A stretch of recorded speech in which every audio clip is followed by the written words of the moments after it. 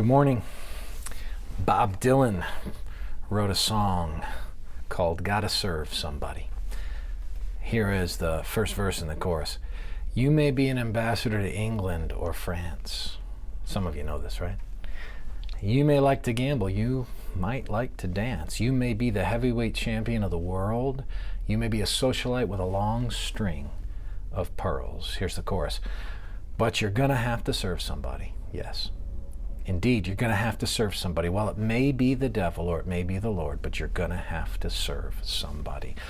Long before Bob Dylan wrote that, listen to Romans chapter 6, verse 18.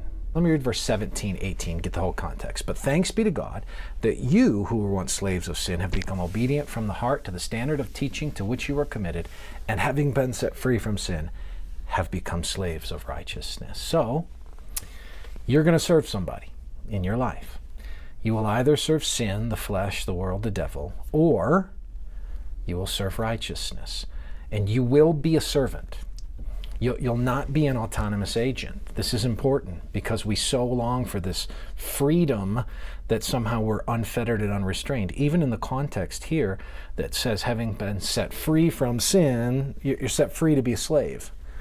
You're not without a role of submission and servitude, but you get to choose your master.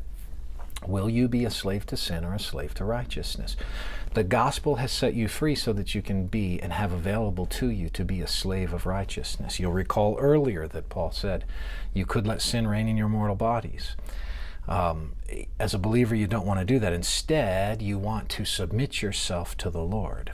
What I want you to just be aware of this morning is that in the sense of being free from an obligation, you are not, you never will be. You'll either be obligated to the hard taskmaster of sin, or you'll be obligated to the life-giving taskmaster of Christ. So I want to encourage you to be a slave to righteousness and live as that, because the scope of that servitude is fruitful and wide. May the Lord bless you today.